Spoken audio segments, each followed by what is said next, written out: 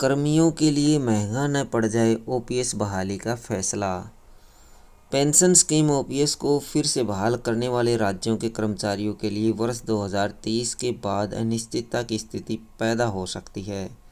वित्त मंत्रालय के सूत्रों के मुताबिक ओपीएस पर अमल की असली परीक्षा वर्ष 2030 के बाद शुरू होगी, क्योंकि वर्ष 2004 में नौकरी शुरू करने वाले कर्मचारी वर्ष 2030 से रिटायर होना शुरू होंगे।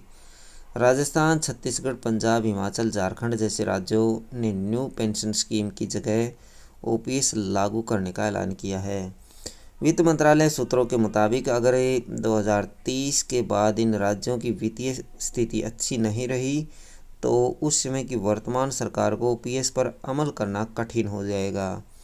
ओपीएस पर अमल के लिए इन राज्य सरकार को बजटीय प्रावधान करना होगा, जिससे सरकार पर अतिरिक्त वित्तीय बोझ आएगा और उसकी पूर्ति टैक्स पेयर्स के पैसे से की जाएगी। दूसरी चिंता इस बात की है कि ओपीएस को फिर से बहाल करने वाले राज्यों ने एनपीएस के तहत पेंशन फंड के लिए राशि जमा करना स्थगित कर दिया है या इस साल अप्रैल से कर देंगे। ऐसे में वर्ष 2030 के बाद अगर इन राज्यों की वित्तीय स्थिति अच्छी नहीं रही तो उनके पास कर्मचारियों को पेंशन देने के लिए एनपीएस फंड में भी पर्याप्त राशि नहीं होगी। आरबीआई भी जता चुका है चिंता।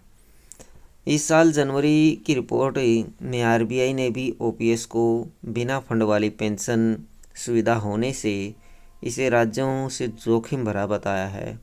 रिपोर्ट के मुताबिक वर्ष 2004 से पहले नियुक्त होने वाले कर्मचारियों की पेंशन की पूर्ति के लिए वर्ष 2022-23 में राज्यों के पेंशन खर्च में पिछले वित्त वर्ष के मुकाबले 16% अधिक राशि का प्रावधान करना पड़ा। चालू वित्त वर्ष में राज्यों का पेंशन व्यय 4,63,436 करोड़ रहने का अनुमान है। पिछले 12 सालों में सभी राज्यों में दी जाने वाली पेंशन के खर्च की सालाना बढ़ोतरी 34% रही है। एनपीएस में कर्मचारी और नियोक्ता दोनों देते हैं योगदान।